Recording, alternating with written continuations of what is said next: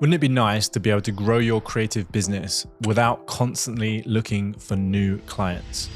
In this video, I'm going to walk you through a strategy that I've been using with creative studio owners to give them more predictability and consistency in their revenue and increase their profits without having to sign a single new client. Hey, it's Essam here, and my mission is to help creative studio owners build businesses that give them more freedom, more fulfillment, and more financial security. Today, I want to talk to you about something I call the realignment process.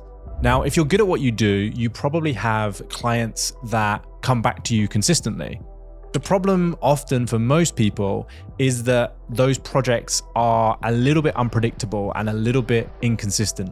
We can also fall into this relationship pattern where we feel more like a worker and our clients just give us random demands that we kind of have to drop everything for. So the realignment process is really about ensuring you create more predictability in the work that you get and give you the opportunity to raise your rates and deliver more value for your existing clients.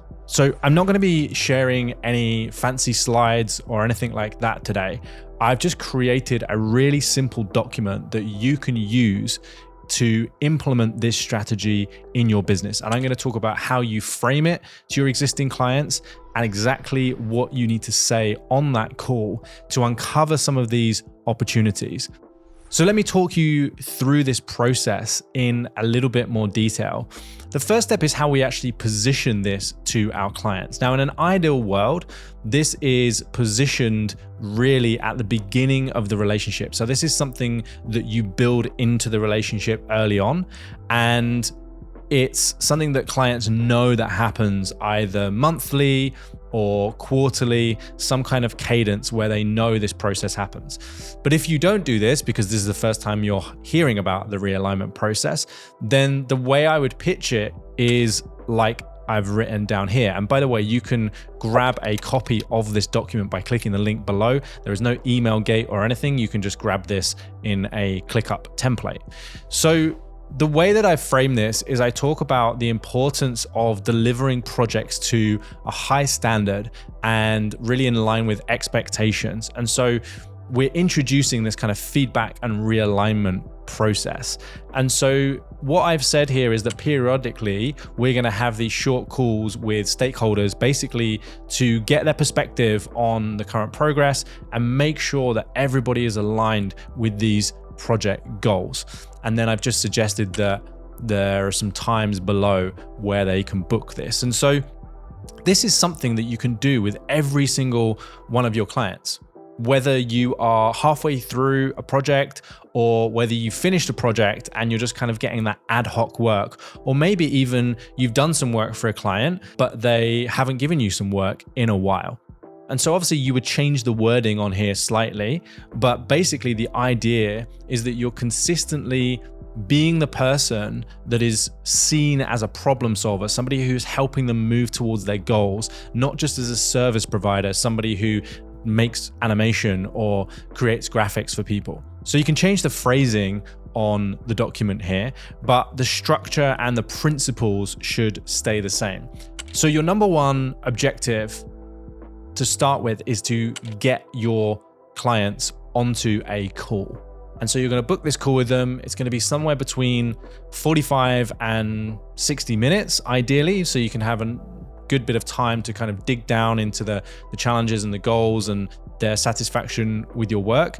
And then you're going to run through this process. So this is the structure that I've been using to help my private coaching clients who run creative studios to go through this process with their clients. And it's been really, really powerful. It's led to people signing retainers that were sometimes double or even triple what that client was already paying them. It's led to people being able to increase their prices, and it's even led to referrals from existing clients.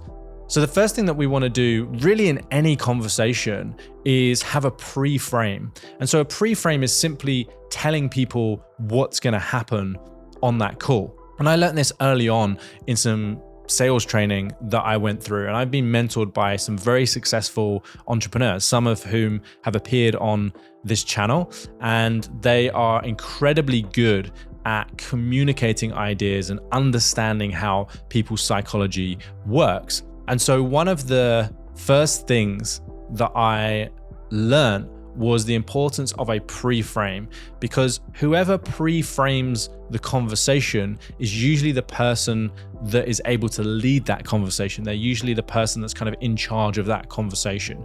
And so the pre-frame here is really just about stating the intention of this call. And the intention is to make sure that the projects that you're working on are being delivered to a high standard, the expectations are being met, but also this is an opportunity, and this is the important part, this is an opportunity for us to discover any new requirements or specific challenges and realign on our goals. And so what typically happens is the longer it's been between when you've actually jumped on a call and had a really broad conversation about the client's goals and objectives, the longer that time period has been, the more misaligned things tend to get. And that's why it's so important to create a regular cadence for this.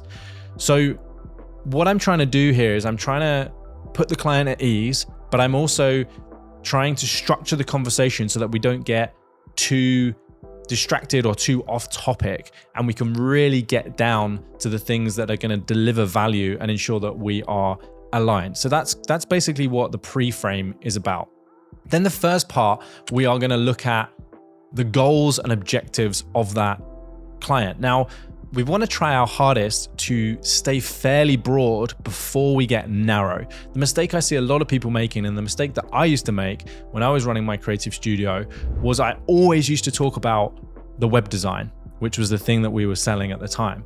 So when I talked about goals, rather than talking about the goals of the business, I would talk about the goals of the website. And so it would keep us really narrowly focused in this box. And no matter how much clients need a website or think that websites are valuable, it's not the be all and end all of their entire business. And so it's important that you're able to frame what you're doing in the grand scheme of the overall goals. And I know a lot of people worry about this because they're like, well, I'm not a business consultant. What do I know about the wider business goals? But that doesn't matter, first of all, because you're not talking about the goals to solve every single goal or get them to every single goal that they have. What you're doing is you're understanding how your skill set and your services fit into the bigger picture. And this is really, really important because that's where there's potential opportunity. So we're going to talk about their wider goals. So I've just said here, let's start by getting clear on the goals and objectives of the project. Is this project was complete success? How would you know? What are some of the things that you would see or hear? Now, obviously that is quite specifically focused on the project itself rather than the wider business goals, but then we're going to bring it out because obviously we've kind of framed this in the pre-frame about the project, right?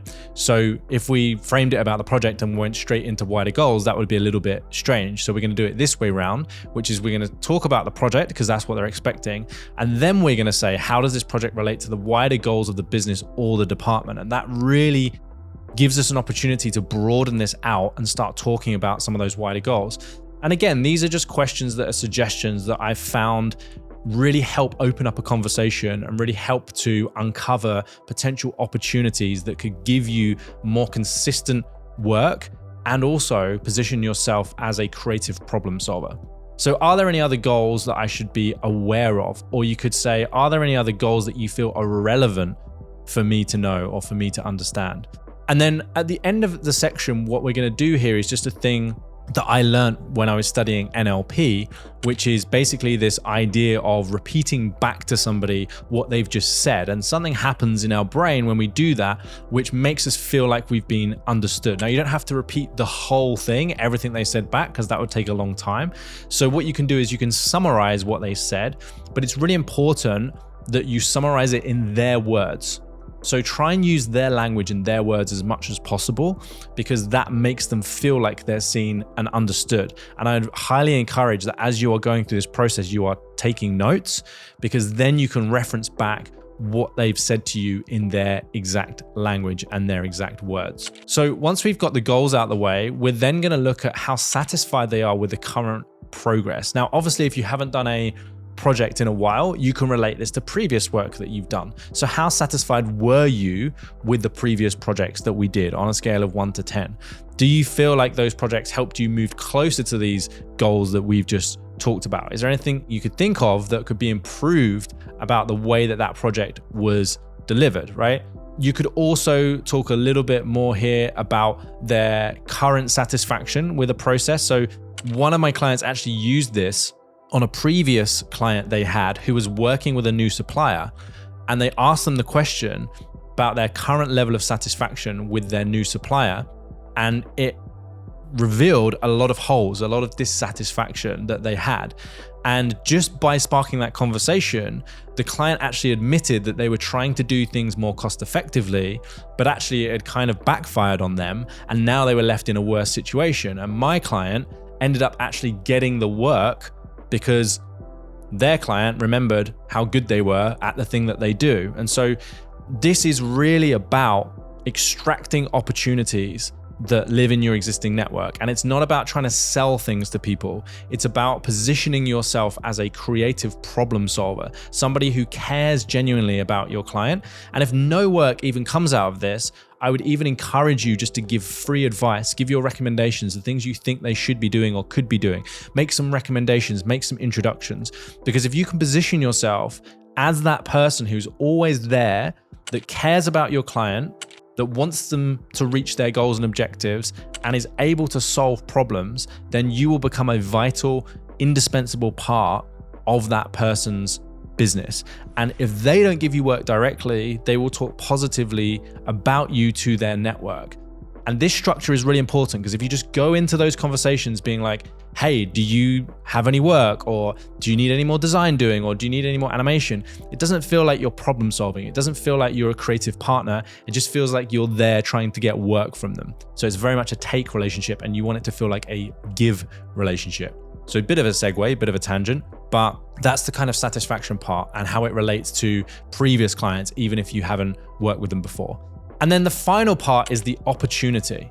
So these are just some really powerful questions. Once you've understood their goals, once you've understood where they are now, you can talk about the opportunity. So based on what we talked about so far, is there anything like you'd like to change or improve moving forwards? And so this is kind of like another way of framing challenges. Sometimes it feels a little bit weird if you're working with an existing client or you have an existing relationship with a client, asking them about their challenges, what are they not happy with? So the way I like to frame it is more like opportunities. What could be improved? What would you like to see more of? What would you like changing or updating or upgrading? So based on what we've spoken about so far, is there anything that you would like to change or improve moving forwards? Now, this one's quite good. If you had a magic wand, is there anything you would change about this process or the way that we work together, right? And now, again, you can add some of these, like, is there anything that's less than perfect right now? That's kind of a good question. And so I'd really encourage you, these are just my questions, these are just my ideas. The structure is the important thing. So I would encourage you to go away and think about some questions that feel natural to you and that you feel confident asking your existing clients in sort of your tone and your language. The most important thing is the structure and the way that you phrase these conversations. So it's important that it's kind of coming from a place of curiosity, coming from a place that you actually want to help, not you're asking these questions to get them somewhere so you can get more work from them, right? That's not how we want to frame this. So then the final part is the opportunity. And then the last question that is really, really important to ask is, would it be okay if I came back with some suggestions about how we could improve the process or move you closer to your goals more effectively? Now, if you've got some ideas there and then on the call, obviously you can go through them, but this is really your opportunity to go away, maybe do a bit of research, maybe do a bit of thinking and come back to them with some ideas, come back to them with a new proposal. And this is really the premise of this process, which is your ability to constantly be solving problems. My clients often tell me they just want more retainers. They want, how do we get more retainers? How do we get more work? Well, retainers are simply someone solving a problem consistently. That's all it is. And so if you don't have a service that lends itself really nicely to retainers, i.e. you do branding, for example, and so you rebrand that business and then the branding is done, then one of the tools you can use is this, because then you are constantly showing up and you're constantly looking for new problems to solve and new ways to help people. So for example, I've worked with branding studios that never had any recurring revenue. They didn't have any contracts that were kind of locked in to give them a monthly recurring revenue. We used this process, and one of the things that we identified as a problem or something that wasn't perfect for the client was how that brand guideline was being implemented into the business. And so the branding studio came up with this monthly package where they just had a simple consultancy and review process where they looked at how those assets were being used across their socials, across their print, across all of those different things, and they just charged them a fee. And then they also got them as a delivery client. So they actually had some printers and some other suppliers that they used, and then that client started using them to do that work. And so they actually had this yearly contract where they had this monthly recurring revenue because they were constantly showing up and solving problems every single month. And that's really what recurring revenue is about. So I would love for you to go away and use this process. And I think you'll be surprised about how much potential and how much work is sitting in your existing network right now without you having to go and find new clients and build new relationships. What about the people who already know, like, and trust you? How could you solve problems for them more consistently? If you want a copy of this document, there is a link below. As I said, there is absolutely no email gate on this. I'm just giving this to you for free. You can use these scripts. I would really encourage you to just change them slightly so that they're in your language, so you don't sound like me. But these are the principles, these are the strategies that we have been using with creative studios to give them more consistency with their revenue, to increase profit margins and position themselves as creative partners to their clients. If you found this video helpful, don't forget to subscribe to this channel. My name is Essam, and I will see you again soon.